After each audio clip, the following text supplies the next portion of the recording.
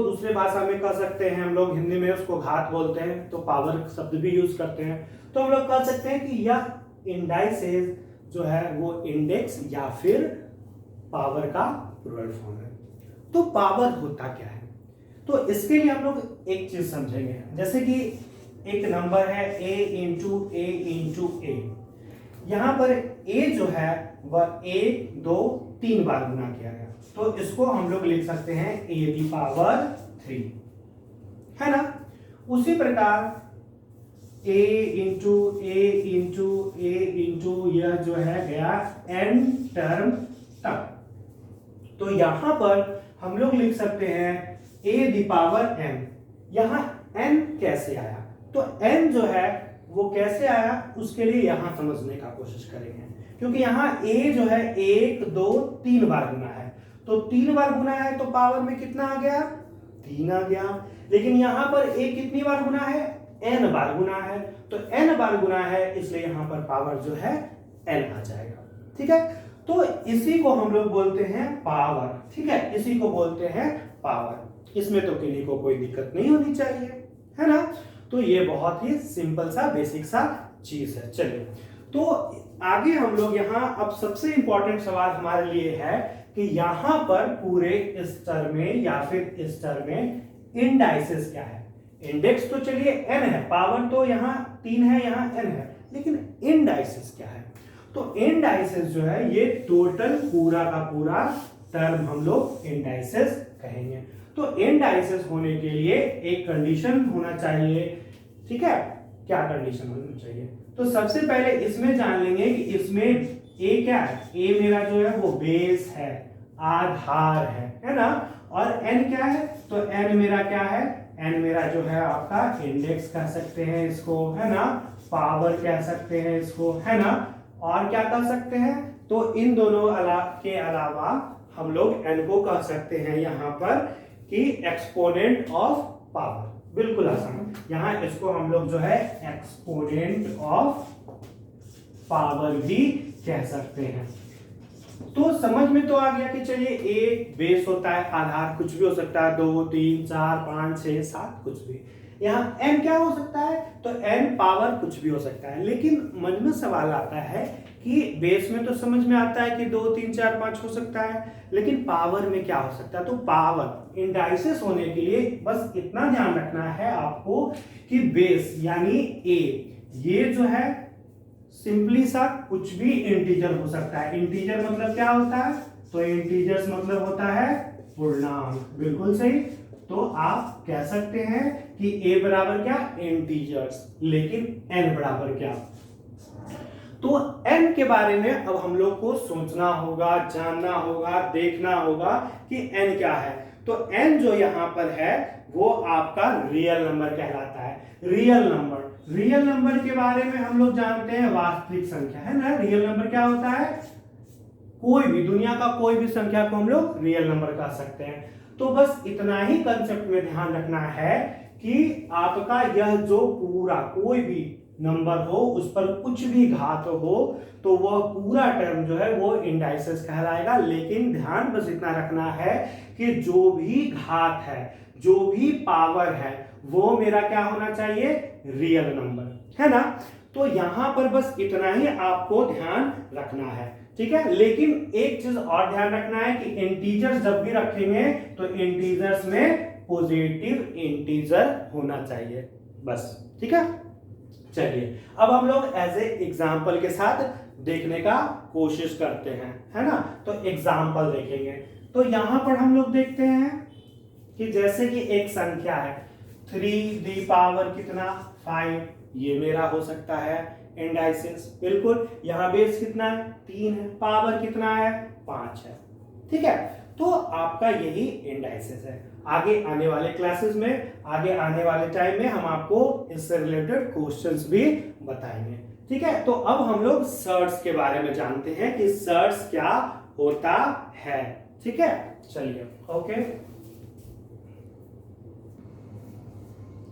चलिए आगे हम लोग देखते हैं सर्ट्स के बारे में। तो सर्ट्स क्या होता है, तो सर्ट्स जो है एक ऐसा नंबर है जैसे कि सर्च, कोई भी संख्या हम लोग किसी को रूट के टर्म में जब लिखते हैं ना, तो अब उसमें सर्च क्या होता है, कैसे होता है, वो हम समझते हैं। तो सर्च के बारे में बस हम इतना कह सकते हैं कि सर्च एक ऐसा नंबर है जिसकी पावर जो होती है, घात में आपका जो पावर रहता है, वो उसको हम लोग जब लिखते हैं तो फ्रैक्शन में लिखते हैं। फ्रैक्शन मतलब भिन्न में लिखते हैं, और उसको सोल्व जो है नहीं किया जा सकता है। नहीं किया जा सकता का मतलब क्या है? तो नहीं किया जा सकता मतलब कि जब इसको हम सोल्व करेंगे तो सोल्व करने के बाद रैशनल नंबर के रूप में, रैशनल नंबर मतलब परिमेय संख्या, परिमेय संख्या के रूप में नहीं लिख सकते। जैसे कि एक यहां पर लिखा हुआ है इस तरह से, ठीक है, रूट, रूट के अंदर में जो बेस है a है और इसका जो है यहां पर n है, इसको हम लोग क्या बोलते हैं, ठीक है, तो इसके बारे में भी हम लोग जानेंगे। इसको क्या बोलते हैं इसके बारे में भी जानेंगे। तो जैसे कि हम एक सिंपली एक संख्या लिख लिए √5 यहां पर, तो जानते हैं कि जब यहां पर कोई अंक नहीं होता है, इसका मतलब यहां पे 2 होता है, ठीक है, लेकिन यहां इसका बेस कितना है, इसका बेस जो है आपका 5 है, और इसको यहां पर जो अंक है इसको ऑर्डर बोलते हैं हम लोग, ठीक है, इसका ऑर्डर कितना है, यहां पर 2 है, यहां कितना है, n है। तो बेसिक सा चीज है, कुछ दिक्कत नहीं है। हम आपको ये बता रहे थे कि सर्च एक ऐसा नंबर है, ठीक है, जिसका पावर जो है वो आपका फ्रैक्शन में होता है। जैसे कि इसको जब हम लोग रूट हटाने का कोशिश करेंगे यहाँ पर, तो इसको लिख सकते हैं 5 की पावर में 1/2। यहाँ देखिए इसका पावर क्या हो गया, आपका जो घात था वो फ्रैक्शन में था, भिन्न में था। जब इसको हम लोग लिखने का कोशिश करेंगे तो कैसे लिखेंगे, a की पावर 1/n, है ना। यहां पे भी इसका क्या हो गया, जो है आपका फ्रैक्शन के रूप में पावर लिखाया। तो सर्च हम लोग एक ऐसे नंबर को कहेंगे जिसका पावर जो है भिन्न के रूप में होता है, और इसको हल नहीं किया जा सकता। मतलब कहने का ये हुआ कि इसको जब हल करते हैं तो हल करके आपका रैशनल नंबर जो है वो नहीं आना चाहिए। तो वैसी संख्या को हम लोग सर्च बोलते हैं। जैसे कि मेरा एक सिंपल सा सवाल है, यहाँ लिखा हुआ √4, ये सर्च है कि नहीं? तो देखिए इसको जब हल करेंगे ना यहाँ पर, तो ये जो है इसको हल करके लिख सकते हैं कितना, 2 ± 2, वो अलग चीज है, लेकिन हल करने के बाद वैल्यू 2 हो जाता है। तो यहाँ पर ये जो मेरा है वो सर्च नहीं है। लेकिन अगर हम इसके जगह पे लिखते हैं √3, तो ये जो है मेरा सर्च है ना।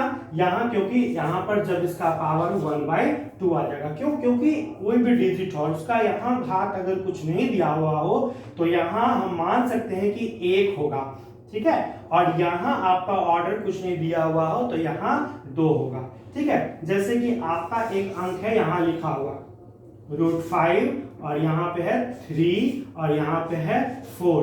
तो इसको जब हम लोग हल करेंगे तो लिखेंगे 5 की पावर 3/4, ये आपका इस टर्म में लिखाएगा। तो ऐसी संख्या को हम लोग सर्च बोलते हैं। बहुत आसान।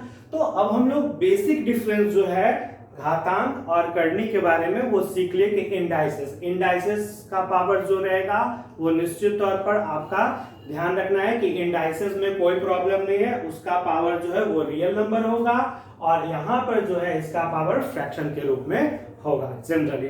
तो हम लोग यही सीखे। अब हम लोग एक एक करके धीरे धीरे जो है इसका रूल्स जो है उसको जानने का कोशिश करेंगे। लेकिन उसके पहले यहाँ पर हम लोग ये भी देखेंगे कि जब भी हम सर्च के रूप में इसको लिखते हैं तो कंफर्म कंडीशन क्या आना चाहिए कि a जो है वो इरेशनल नंबर हो, अपरिमेय संख्या हो, है ना, हल करने के बाद, और n जो है वो पॉजिटिव इंटीजर्स के रूप में ही हो, ठीक है। कभी कभी निगेटिव इंटीजर्स आपका हो सकता है, लेकिन आपका उसके लिए कंडीशन कुछ होगा। यहाँ पर बस ध्यान रखना है कि a इरेशनल नंबर के रूप में हो हल करने के बाद, और n जो है वो पॉजिटिव इंटीजर्स भी हो। ओके, तो यहाँ पर अभी जितना भी हम लोग पढ़े उससे रिलेटेड एक क्वेश्चन है, ठीक है। क्वेश्चन क्या है कि which of the following is a surd, ठीक है, सर्ड निम्नलिखित चारों में से कौन है। तो कैसे डिसाइड करेंगे कि कौन सी संख्या, कौन सी नंबर सर्ड है कि नहीं। तो इसको हल करने का कोशिश करेंगे। यहाँ पर देखिए, यहाँ इसका बेस 89 है। तो एक चीज हमेशा ध्यान रखना है कि रूट के अंदर जब भी कोई वैल्यू दिया हुआ, बेस जो भी है, तो ऑलवेज बेस को ना आप हमेशा छोटे से छोटे नंबर के रूप में लिखें। क्योंकि ऐसा तो एग्जाम्पल हम एक देते हैं कि ऐसा कभी देखे हैं कि किसी बहुत मंजिला इमारत का बेस चौथे तल्ला पर हो, किसी बहुत मंजिला 20 मंजिला इमारत का बेस ही चौथे तल्ला पर हो, ऐसा तो होता नहीं है। तो बेस ऑलवेज अगर बड़ा अंक हो ना तो उसको छोटा करने का कोशिश करें तो क्लियर होता है। जैसे ये, इसको हम लोग लिख सकते थे क्या, और इसको हम लोग जानते हैं 3 की पावर जो है वो मेरा 4 भी लिखा जा सकता था। तो अब इसको जब हल करेंगे तो रूट जब हटाएंगे तो 3 के पावर में 4/4 यानी मेरा कितना हो जाएगा 3, है ना, क्योंकि ये कट जाएगा। तो यहां पर देखिए, चूंकि ये जो है कट जाएगा और कट के मेरा रैशनल नंबर के रूप में, है ना, परिमेय संख्या के रूप में लिखा जा सकता है, इसलिए ये मेरा सर्स नहीं है। क्योंकि सर्स होने के लिए हम नियम बताए थे कि फ्रैक्शन जो है फ्रैक्शन के रूप में पावर होना चाहिए। तो ठीक है, फ्रैक्शन के रूप में पावर है, बाद में भले ही कट जाता है, लेकिन ये बदल गया आपका रैशनल नंबर में, परिमेय संख्या में। जबकि सर्स होने के लिए नियम है कि पावर जो है वो फ्रैक्शन में हो और हल करने के बाद उसे रैशनल नंबर में जो है आपका नहीं लिखा जा सकता है। ठीक है, यहाँ रैशनल नंबर में हम लोग लिख लिए इसको, इसलिए सर्स जो है आपका नहीं है। उसी प्रकार इसको जब हल करेंगे तो इसमें भी यही कंसेप्ट है। यहाँ पे क्या हो जाएगा 2 की पावर 5, है ना, और हल करके कितना 2, ये भी रैशनल नंबर में हो गया। इसको जब हल करेंगे तो यहाँ कैसे हो जाएगा, यहाँ जानते हैं कि ये जो है 3 की पावर 6 है और ये भी 6 है, यानी हल करने पर 3 हो जाएगा, है ना। तो ये भी जो है हल करने पर ये मेरा कितना हो जाएगा 3 हो जाएगा, यानी ये भी रैशनल नंबर है, इसका मतलब सर्स नहीं है। लेकिन इसको जब हल करेंगे तो यहाँ पर इसको हम लोग लिख सकते हैं क्या 5 का स्क्वायर, और जब हल करेंगे तो 5 की पावर 2 कितना 3 हो जाएगा। तो हम लोग सिंपली कह सकते हैं कि ये जो है निश्चित तौर पर मेरा सर्स है, क्योंकि इसका जो है पावर भी फ्रैक्शन भिन्न के रूप में है ना, सिंपली। और इसको हम लोग जो है रैशनल नंबर के रूप में यानी परिमेय संख्या के रूप में नहीं लिख सकते हैं, इसका मतलब ये एक अपरिमेय संख्या होगी। तो एक यहां से एक कंसेप्ट सीखते हैं कि जितनी भी सर्ट्स है वह एक इरेशनल नंबर होती है, लेकिन सभी इरेशनल नंबर जो है सर्ट्स नहीं होती है। ओके, ये बेसिक हमको समझ में आ गया। दूसरा यहाँ एक क्वेश्चन है, रिकॉग्नाइज द रैशनल नंबर, मतलब बताना है इसमें से रैशनल नंबर कौन है। तो रैशनल नंबर अभी बता ही दिया, आपको समझ में आ रहा है कि जिसको हल कर लेंगे, कॉमनली भाषा में कह सकते हैं कि जिसे हल कर लेंगे और हल करके एक संख्या के रूप में आ गया तो समझ जाएंगे रैशनल नंबर। जैसे कि इसको हल करेंगे तो ये देखिए आपका क्या होगा, रैशनल नंबर नहीं होगा, क्योंकि ये मेरा हल नहीं होगा, है ना। 3 की पावर 3 हो जाएगा तो हल नहीं होगा। ये भी मेरा क्या हल होगा, रूट हट सकता है, यहाँ पर नहीं हट सकता है, क्योंकि यहाँ पर 2 की पावर 4 होगा, रूट नहीं हटेगा। इसको हटाएंगे तो ये भी नहीं हटेगा, रूट 11 ही रहेगा। लेकिन इसको हम लोग लिख सकते हैं, क्या लिख सकते हैं, तो यहाँ 3 की पावर 5, और इसको जब हल करेंगे तो हल करके 3 हो जाएगा, यानी ये जो मेरा क्या है रैशनल नंबर है, और यहाँ ये मेरा सर्ट्स होगा। तो यही बेसिक है कि सर्ट्स कैसे पहचानेंगे कि सर्ट्स है। ओके, चलिए अब हम लोग एक एक करके रूल्स पे आएंगे कि इंडाइसेस का क्या रूल होता है, सर्ट्स का क्या रूल होता है। ठीक है, तो अब हम रूल पे आते हैं। तो अब हम लोग देखेंगे घातांक के नियम, ठीक है, लॉज ऑफ इंडाइसेस। तो यहाँ पर बहुत सारे नियम है, एक एक करके हम लोग जानेंगे। पहला नियम हम लोग बचपन से पढ़ते आ रहे हैं कि जब बेस कुछ भी हो, है ना, परंतु उसका पावर यानी घात जो है अलग अलग संख्या, जैसे कि यहाँ पर सपोज कीजिए x है, यहाँ पर y है, यहाँ पे z है ना, और बीच में गुना का चिन्ह हो। क्या नियम है कि जब आधार अलग अलग नहीं हो बल्कि समान हो, लेकिन पावर जो है वह अलग अलग हो।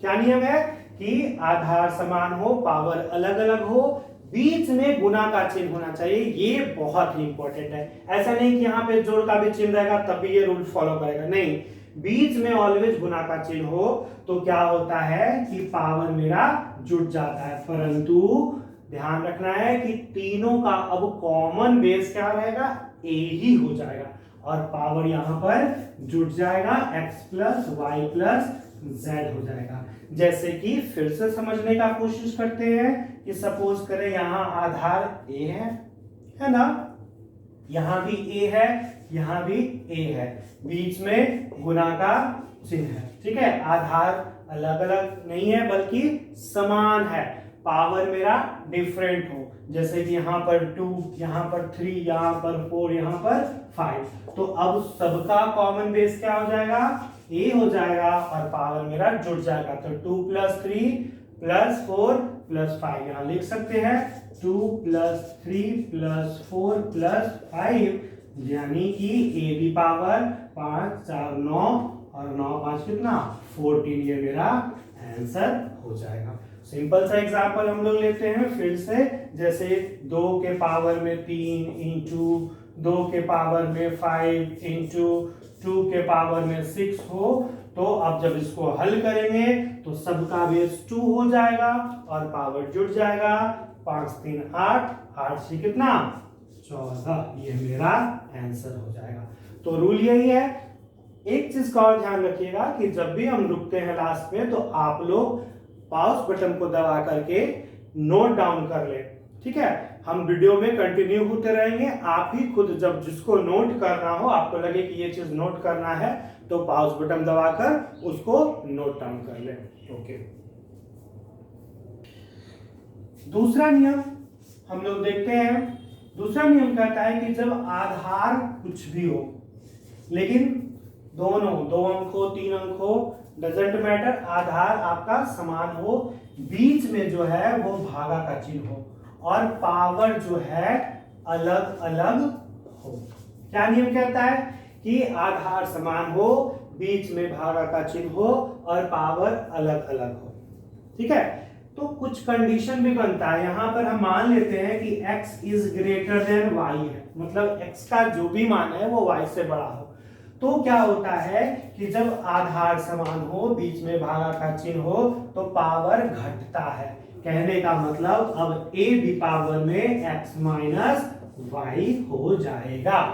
एज फॉर एग्जाम्पल कैसे हम लोग करेंगे कि सपोज कीजिए 2 के पावर 7 हो भागा 2 के पावर में आपका 3 हो, तो अब दोनों का बेस कितना हो जाएगा, 2 ही रहेगा, लेकिन पावर घट जाएगा। क्यों? क्योंकि भागा का चिन्ह है।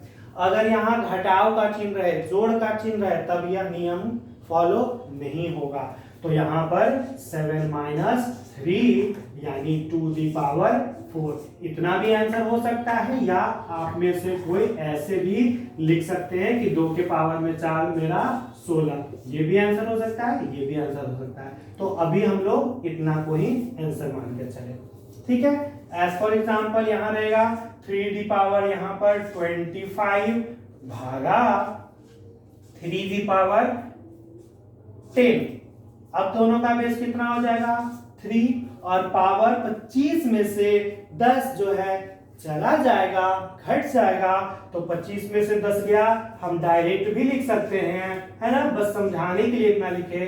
तो 3 के पावर में कितना हो जाएगा, यहाँ पर 25 में से 10 चला गया यानी 15, ये इतना मेरा आंसर हो जाएगा। तो बहुत आसान सा यह नियम है। ओके,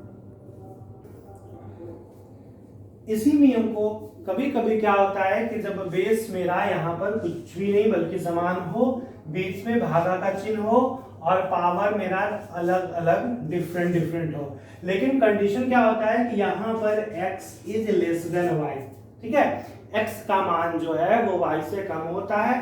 तो इस कंडीशन में हम लोग क्या करते हैं, इस कंडीशन में भी वही कंसेप्ट होता है कि हम लोग यहाँ पर जो बड़ा है, बड़ा में छोटा नहीं घटाकर हम लोग यहाँ x में से y को भी घटा सकते हैं, ठीक है, लेकिन वहां पर उस कंडीशन में पावर निगेटिव हो जाएगा। तो घातांक करने में एक कंसेप्ट होता है कि कभी भी पावर अगर निगेटिव हो तो लास्ट में उसको पॉजिटिव में बदलना होता है। एज फॉर एग्जांपल 2 के पावर में 3 भागा 2 के पावर में 7। यहाँ क्या है, x जो है वो y से छोटा है, तो आप घटा के ऐसे भी लिख सकते थे -4, लेकिन ये आंसर नहीं मिलेगा आपको, क्योंकि घातांक करने में होता है क्या है कि जब भी पावर निगेटिव हो तो उसको हम लोग लास्ट में पॉजिटिव करते हैं। और पॉजिटिव करने के लिए क्या नियम होता है, तो यहाँ पर हम लोग नियम नंबर आगे नेक्स्ट में पढ़ेंगे। क्या होता है, सिंपल सा नियम होता है, नियम रूल नंबर 3, क्या कि जब बेस कुछ भी हो और पावर जो हो वह आपका निगेटिव हो, तो इस टोटल टर्म को हम लोग पॉजिटिव में करने के लिए टोटल टर्म को 1 के नीचे ले आते हैं, यानी अब यहाँ a दी पावर x हो जाएगा। As for example 2 the power -5 है। कभी भी किसी प्रश्न को हल करने पर लास्ट में अगर पावर नेगेटिव आ जाए तो उस रूप में आंसर नहीं मिलता है, हम लोग इसको हल करके ऐसे लिखते हैं, यहाँ पर 1/2 दी पावर 5 ये मेरा आंसर हो जाएगा, है ना। जैसे कि इसी क्वेश्चन में अगर होता तो हम लोग क्या करते हैं, लास्ट में इसको लिख देते 1/2 दी पावर 4, ये मेरा आंसर हो जाता। सिंपल सा कंसेप्ट है। तो ध्यान रखना है कि जब कभी भी पावर निगेटिव हो तो उसको हम लोग पॉजिटिव के रूप में ही बदलते हैं, और पॉजिटिव में करने के लिए जिस अंक पर पावर हो, ये ध्यान रखना है कि जिस अंक पर पावर हो वही टर्म नीचे आएगा। एज फॉर एग्जाम्पल जैसे कि अगर मान लीजिए सपोज कीजिए 3 इंटू एक्स दी पावर -5 हो, तो यहाँ पर 3 जो है वो तो ऊपर में ही जाएगा, लेकिन यहाँ पर x/5 मेरा नीचे आ जाएगा। ठीक है, तो बस यही ध्यान रखना है। चलिए ठीक है, अब हम लोग नेक्स्ट नियम को देखते हैं। आप लोग हमेशा क्या करें कि पॉज बटन दबाकर इसको खुद से उतार लें। ओके, नेक्स्ट नियम देखते हैं। नेक्स्ट जो रूल है वो भागा वाला जो नियम था, रूल नंबर 2, उसी पर रिलेटेड है कि अगर बेस समथिंग और इस रूप में लिखा हुआ हो a/b के टर्म में, और इसका पावर सपोज कीजिए x है और इसका पावर y है, तो यहां भी वही कंसेप्ट है, इसको हम लोग दूसरे तरह से बोल सकते हैं, just like this is rule number 2, कि बेस मेरा सेम हो, बीच में भागा का चिन्ह हो, पावर अलग अलग हो, तो इसको हम लोग अब दोनों का कॉमन बेस क्या कर लेंगे, a कर लेंगे। और यहाँ बस वही ध्यान रखना है कि अगर x is greater than y, अगर x का मान y से बड़ा हो तो हम लोग पावर को पावर से घटा लेंगे, यही मेरा आंसर होगा। एज फॉर एग्जाम्पल 2 के पावर में 16, 2 के पावर में 7, तो यहाँ पर हम लोग सिंपली क्या करेंगे, सिंपली हम लोग 2 के पावर में 16 - 7 कर लेंगे, है ना। बहुत आसान है, कभी भी कंफ्यूज नहीं होना है। हम इतना एग्जाम्पल आपको देंगे कि सब आसान लगने लगेगा, आप बस समझने का कोशिश करें। तो क्या हो जाएगा, तो मेरा हो जाएगा बेस कितना 2 और 16 में से 7 गया, तो 16 में से 7 गया तो क्या होगा मेरा 9, यही मेरा आंसर हो जाएगा। सपोज कीजिए यहाँ 5 के पावर में 35 और 5 की पावर सपोज कीजिए यहाँ पर 10, तो अब इन दोनों का कॉमन बेस कितना हो जाएगा 5, और 35 में 10 गया कितना 25, ये मेरा आंसर हो जाएगा। तो बहुत ही आसान सा ये नियम है, बहुत सिंपल सा, आप इसको नोट डाउन करते चले जाएंगे, है ना। ओके, चलिए फिफ्थ रूल क्या कहता है कि जब a दी पावर b हो और उसके पावर c हो, a दी पावर b हो और उसके होल दी पावर c हो, लेकिन ध्यान रखिएगा यहाँ ब्रैकेट होना चाहिए, ठीक है। तो जब भी a के पावर में समथिंग कुछ हो और उसके होल दी पावर भी कुछ हो, तो ऐसे कंडीशन में क्या होता है कि बेस तो वही रह जाता है, लेकिन पावर एक दूसरे से मल्टीप्लाई हो जाता है, यानी यहाँ b इंटू सी हो सकता है, यानी इसको ऐसे भी लिख सकते हैं a the power bc। As for example समझते हैं कि अगर 2 के पावर में 3 हो और उसके पावर में 2 हो, लेकिन ध्यान रखिएगा यहाँ पर ब्रैकेट जरूर हो, तो हम लोग इसको कैसे हल करेंगे, a दी पावर 3 इंटू 2, ध्यान रखना है 3 इंटू 2, यानी 2 के पावर में कितना हो जाएगा ये मेरा 6 आंसर हो जाएगा। So simple. As for example 3 और उसके होल द पावर 3। तो यहाँ कैसे हल करेंगे हम लोग? सिंपली बेस इसका कितना होगा? 3 हो जाएगा और 2 गुने 3 कितना? 6 मेरा आंसर होगा। लेकिन ये रूल जो है बहुत ही इंपॉर्टेंट है और इसी में हमको एक कंफ्यूज भी करवा देता है। समझना है कि एक अगला नियम रूल नंबर 6 कहता है कि a दी पावर b और उसके पावर में होल दी पावर जब c हो तो ये जो है बराबर नहीं, इज नॉट इक्वल टू, ये जो है बराबर नहीं और इसको क्रॉस कर देते हैं तो is not equal to a the power b the power c। तो ये एक दूसरे के बराबर नहीं होता है। समझने वाली बात है। कैसे नहीं होता है? तो यहां पर हम एक क्वेश्चन लिखते हैं, क्वेश्चन से ही आपको क्लियर हो जाएगा करना क्या है।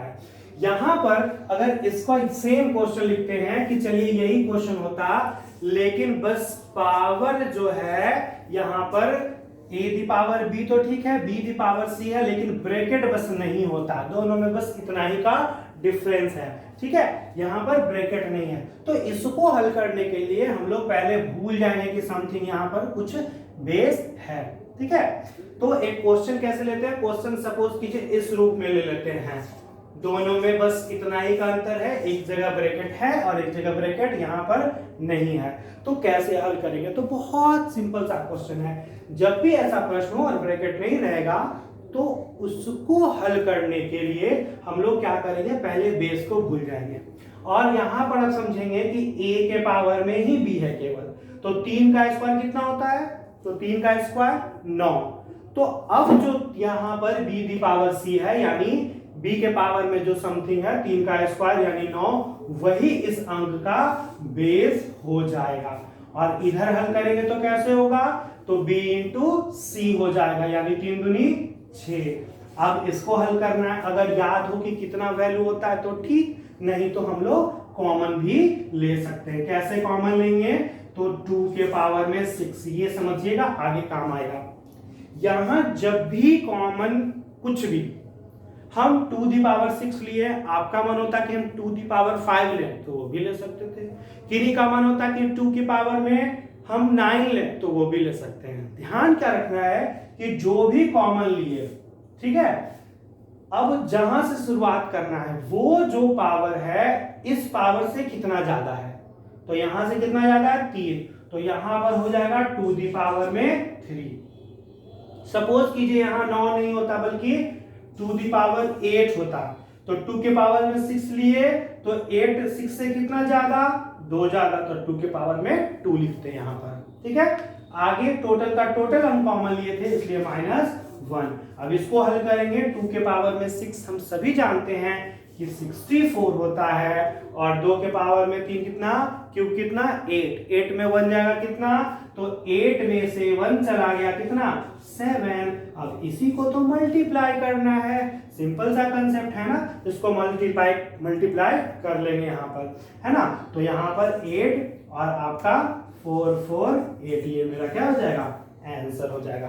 तो बस इतना ही सा डिफरेंस है दोनों में।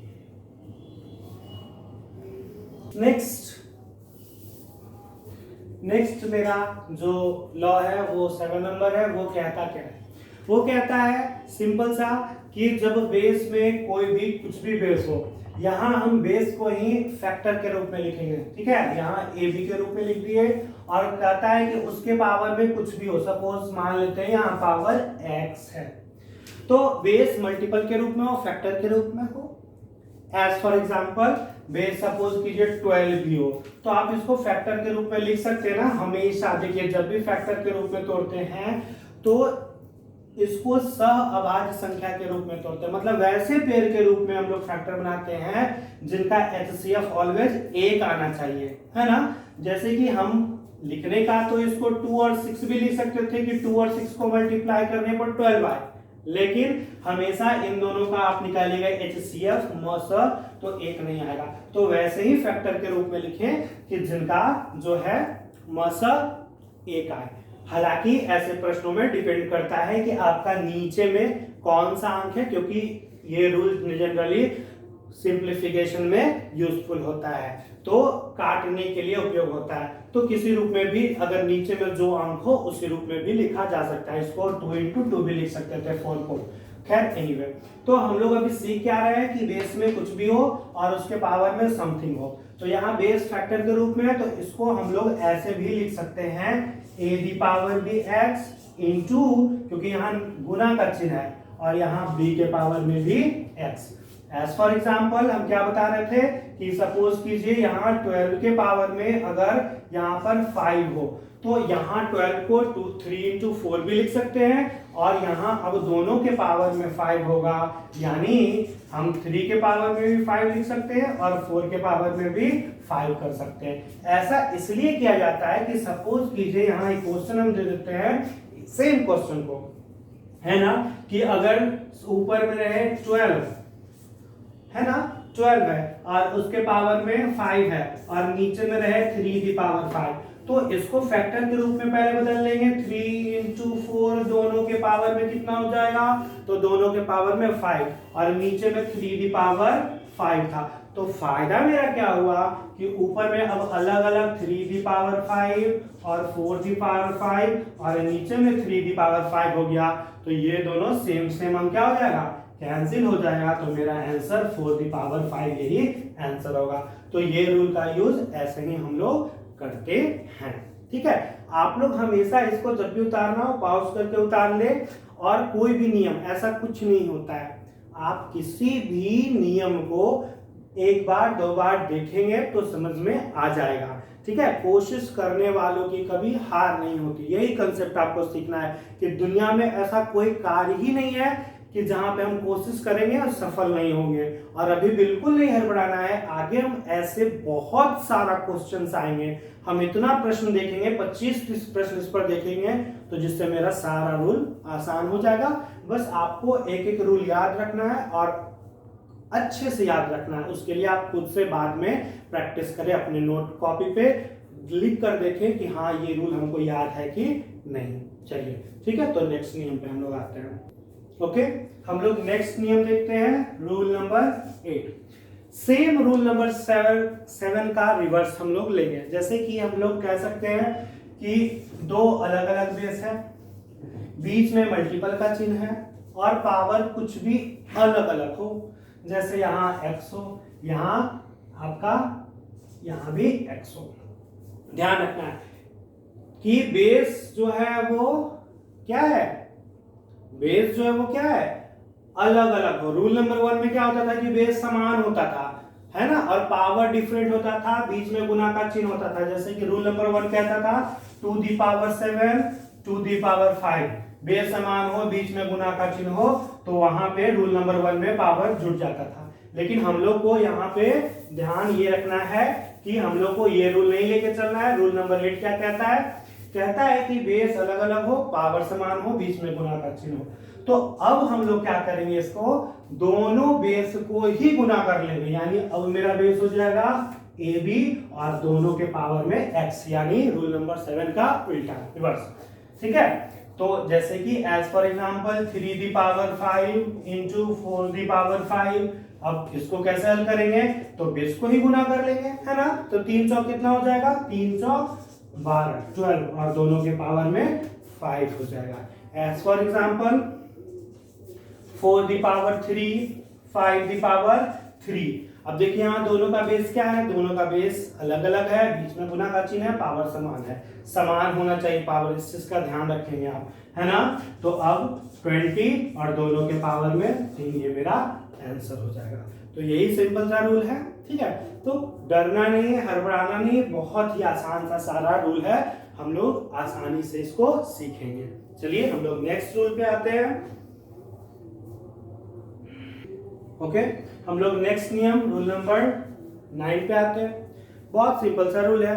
यहाँ पे कहता है कि सपोज करें कि यहाँ पर बेस कुछ भी हो, ठीक है, ध्यान रखना है, बेस कुछ भी हो लेकिन दोनों बेस समान हो, बीच में जो है इक्वल का बराबर का चिन्ह हो, ठीक है, और दोनों का पावर जो है अलग अलग हो। तो अलग अलग यहाँ पर सपोज कीजिए, चूंकि हम x ले लें तो यहाँ पर a ले लेते हैं, यहाँ पर b ले लेते हैं। इसको दूसरे हम ऐसे भी लिख सकते हैं, क्योंकि अभी तक a को ही बेस माने थे, तो ऐसे भी कर सकते थे कि दोनों का बेस a है और पावर जो है यहाँ पर समथिंग अलग अलग हो, बीच में बराबर का चिन्ह हो, तो दोनों सेम ही है। तो रूल क्या कहता है मेरा? रूल कहता है कि बेस जो है इक्वल हो, बीच में बराबर का चिन्ह हो और पावर अलग अलग हो। तो यहाँ पर जब इसको हम हल करेंगे तो यहाँ पर क्या होगा कि जब हम कह सकते हैं कि आधार समान हो, तो हम लोग पावर का मान, यहाँ ध्यान रखना है, पावर का मान ऐसा नहीं होगा, ऐसे लिखते हैं कि a इज इक्विवेलेंट किसके? b के, a का मान b के बराबर होगा, a का वैल्यू b के बराबर होगा, ठीक है। ऐसा नहीं कि a b के बराबर होगा, नहीं। जैसे कि क्वेश्चन क्या कह रहा है? क्वेश्चन सिंपल सा कह रहा है, क्वेश्चन कह रहा है 2 दी पावर 7 हो, ठीक है, इंटू 2 दी पावर 3 हो, इंटू 2 दी पावर 5 हो, is equal to 2 the power x। तो कहेगा कि find the value of x, ठीक है, आपको x का मान निकालना है। तो क्या करेंगे? रूल लगाएंगे। रूल नंबर 1 की जब आधार समान हो, बीच में गुना का चिन्ह हो, तो पावर जुड़ जाता है, यानी इन तीनों का बेस अब कितना हो जाएगा? 2 हो जाएगा, होगा ना। और पावर चूंकि गुना का चिन्ह था इसलिए पावर जुड़ जाएगा, 7 3 10 5 कितना? 15, और उधर 2 दी पावर x। तो नियम क्या पढ़े कि जब आधार समान हो, बीच में बराबर का चिन्ह हो, तो पावर का मान भी पावर के बराबर होता है, यानी x इज इक्विवेलेंट किसके? 15 के, यानी x का मान 15 हो जाएगा, है ना। तो यही आपका नियम कहता है। इसी का अगला नियम जो है बिल्कुल इसी से रिलेटेड है, रूल नंबर 10, ठीक है। रूल नंबर 10 क्या कहता है? एकदम सेम कंसेप्ट है कि यहाँ पर क्या है कि पावर ही दोनों जगह समान होगा और बेस ही डिफरेंट होगा, ठीक है। यहाँ ध्यान रखना है आपको कि x के पावर a और y के पावर भी a है, दोनों का पावर समान है, बेस अलग अलग है, तो यहाँ पर बेस का जो वैल्यू होगा वो बेस के इक्वल होगा, और यहाँ पर पावर जो है पावर के इक्वल होगा। तो यही आपका रूल नंबर 9 और 10 कहता है। तो यहाँ भी वैल्यू ही वैल्यू के बराबर होगा, इस चीज का ध्यान रखना है आपको, ठीक है। सो सिंपल, जैसे कि हम लोग ये क्वेश्चन यहाँ भी ले सकते थे, सेम क्वेश्चन लेते ना, कि यहाँ पर क्वेश्चन क्या था? 2 दी पावर 7 2 दी पावर 3, है ना, और x दी पावर यहाँ पर 10। तो कहता find the value of x, find value of x। तो यहां हम लोग इसको लिख सकते थे 2 दी पावर 10 और x दी पावर कितना? 10। दोनों का देखिए यहाँ पावर समान हो गया, तो बेस भी बेस के समान होगा, यानी x का वैल्यू किसके बराबर हो जाएगा? तो 2 के बराबर। तो बहुत ही आसान सा है। जैसे ही हम लोग देखिए एग्जाम्पल देने के बाद क्या होता है कि आसान हो जाता है, तो डरना नहीं है, हड़बड़ाना नहीं है, सब बहुत आसान होगा।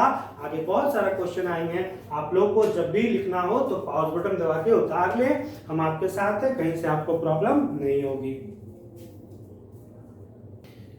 नेक्स्ट रूल आते हैं। ये रूल आपके लिए बहुत ही ज्यादा इंपॉर्टेंट है, ठीक है। ये रूल नहीं है, ये कॉमन कैसे लिया जाता है बस वो हम आपको समझा रहे हैं। कि जैसे कि मान लीजिए, देखिए पहला रूल कहता था कि जब बेस कुछ भी हो, पावर आपका सेम हो या अलग अलग हो, बीच में गुना का चिन्ह हो, ठीक है। तो गुना का चिन्ह होता था तो पावर जुड़ जाता था, लेकिन यहाँ देखिए यहाँ भी हम प्लस लिखे हैं, माइनस भी हो सकता है, इसमें कोई प्रॉब्लम नहीं है, ठीक है। तो ध्यान है कि बेस आपका सेम है, ओके, ठीक है, बेस सेम है आपका। आगे हम क्वेश्चन एक ऐसा देंगे जिसमें बेस डिफरेंट भी हो सकता है, जैसे यहाँ 8 रहेगा, यहाँ 2 रहेगा, तो इसको हम सेम बेस में 2 के पावर 3 और सेम बेस के रूप में बदल लेंगे। तो समझाना ये चाहते हैं कि बेस क्या है? सेम है, पावर अलग अलग है, बीच में प्लस माइनस कुछ भी हो सकता है। अब हमको कॉमन लेने के लिए सीखना है, क्योंकि कभी कभी नीचे में ना ऐसा वैल्यू रहेगा जिसको काटना रहेगा सॉल्व करने के लिए, सिंप्लीफाई करने के लिए। तो कॉमन हम कुछ भी ले सकते हैं, दुनिया का कुछ भी, अकॉर्डिंग टू क्वेश्चन क्या चाहता है, उसके डिनोमिनेटर में क्या कौन सा अंक है, तो उस अनुसार हम लोग कॉमन लेते हैं। तो मान लीजिए हम ऐसे ही बोलते हैं कि आप लीजिए a की पावर m कॉमन, तो टोटल का टोटल क्या होगा? तो अगर हम a के पावर में m लेंगे तो ये तो कॉमन ले लिए, तो यहाँ देखिए total a the power m ही था, इसलिए यहाँ पर क्या बचेगा 1 बचेगा। बीच में प्लस है तो यहाँ हम प्लस लिखेंगे, माइनस रहेगा तो माइनस लिखेंगे। लेकिन अगर मल्टीपल रहता तो पावर जुड़ जाता, भागा रहता तो पावर घट जाता, है ना। तो कॉमन जनरली हम लोग जोड़ घटाव वाले में ही लेते हैं, क्योंकि गुना में पावर जुड़ जाता है और भागा में पावर घट जाता है। तो सिंपली हम लोग क्या करेंगे कि यहाँ कॉमन लिए a दी पावर m, तो जब ये कॉमन लिए तो पहले तो 1 हो जाएगा, क्यों? क्योंकि इसको इससे गुना करेंगे तो टोटल ये m करेगा। अब देखिए यहां पे क्या होगा वो सोचना है। तो यहां पर देखिए करना क्या है ना, आप ये सोचिए कि दोनों का तो बेस समान था, तो बेस में तो वही लिख देंगे a ही। लेकिन क्या है यहाँ पर पावर n है और हम कॉमन क्या लिए m, तो हम क्या करेंगे, वहां कौन सा ऐसा अंक रखेंगे। तो हम कंफ्यूज नहीं कराते हुए सिंपली करते हैं कि जब भी कॉमन लें तो जो अंक आप कॉमन लिए ना उस अंक को क्या करें, आप वहां से जो है घटा लें। जैसे कि यहां पर क्या होता, तो बेस a होता और चूंकि इसका पावर क्या था n था तो n लिखे, और चूंकि कॉमन क्या लिए m, तो जो कॉमन लिए वही वहां पर घटाएंगे। कैसे? जैसे कि आप इसको देखिए, हम यहां पर लिख दिए, नहीं समझ में आया, जैसे ही आप इसको गुना कीजिएगा इससे, तो देखिए दोनों का बेस समान तो a हो जाएगा। और पढ़े कि जब आधार समान हो, बीच में यहाँ पे किस चीज का चिन्ह है, गुना का चिन्ह, तो जब आधार समान हो बीच में गुना का चिन्ह हो तो पावर क्या होता है, जुटता है। तो हो जाएगा इसका पावर m अब प्लस n माइनस m, तो ये कैंसिल होके a दी पावर n बचेगा। तो वही ध्यान रखना है कि जो भी आप पावर कॉमन लेंगे ना, बस हमको क्या करना है कि जो कॉमन हम लेंगे, ठीक है, यहां हम m कॉमन लिए तो m ही घटाएंगे। जैसे कि हम यहाँ पर एक नेक्स्ट रूल आते हैं, सपोज कीजिए यहाँ पर, जैसे कि सपोज कीजिए इसमें हम a the power n common लें, तब क्या होगा, जब हम a the power n common लेंगे तो चूंकि देखिए यहाँ पर क्या था, n तो था नहीं m था, तो अब हम क्या करेंगे, बेस तो लिखेंगे a ही, लेकिन हम जो कॉमन लिए ना, यहाँ क्या किए, m कॉमन लिए थे तो m घटाए, और यहाँ हम क्या कॉमन लिए, n कॉमन लिए, तो m से कितना घटाएंगे, m माइनस n। अगर इसमें सपोज कीजिए a दी पावर 3 कॉमन लेते हैं, ये ध्यान दीजिएगा, ये बहुत इंपॉर्टेंट है। अगर a दी पावर 3 कॉमन लेते तो क्या करते, बेस को a ही लिखते और जो पावर हम लिए कॉमन वही m माइनस 3 करेंगे। ठीक है, तो पहले इसको देखते हैं। यहां पर हम लोग चूंकि n a the power n common लिए तो हम लोग यहां पर m में से n को घटाएंगे, और चूंकि यहां पर प्लस है तो प्लस लिखेंगे, और यहां पर सेम जो कॉमन लिए थे वही अंक था तो 1 हो जाता, ये मेरा आंसर होता है ना। इसमें क्या करते हैं, चूंकि देखिए अब देखिए हम डिजिट में एक डिफरेंट टाइप का हम लोग कॉमन लिए, डिजिट में लिए हैं, तो यहाँ क्या करेंगे, m में से 3 घटाएंगे, प्लस है तो प्लस, और यहाँ क्या करेंगे, a बेस था कॉमन तो बेस में a लिखेंगे, और पावर में क्या करेंगे, n में से हम लोग बिल्कुल सही n माइनस 3 घटाएंगे। इसी तरह से इसको हम लोग बनाएंगे। तो सिंपली कॉमन ऐसे ही लिया जाता है, ये बहुत ही इंपॉर्टेंट है, आपका आगे बहुत यूजफुल होगा, काम आएगा। ठीक है, चलिए ओके, अब हम लोग इंडाइसिस का लास्ट यहाँ रूल देख लेंगे। रूल नंबर 12 क्या कहता है कि बेस कुछ भी हो उसके पावर में 0 हो। ठीक है, दुनिया का कुछ भी बेस हो उसके पावर में 0 हो, इसका वैल्यू 1 होता है। ये बहुत सिंपल भी है, बहुत आसान भी है, और साथ में इंपॉर्टेंट भी। जैसे एज फॉर एग्जाम्पल 2 के पावर में 0 वैल्यू 1 होगा, 5 के पावर में 0 1 होगा, 100 के पावर में 1000 के पावर में 0 1 होगा। तो बेस में कुछ भी हो उसके पावर में 0 हो 1 होगा। तो यही जनरली इतना जो रूल था वो आपका इंडाइसेस का था।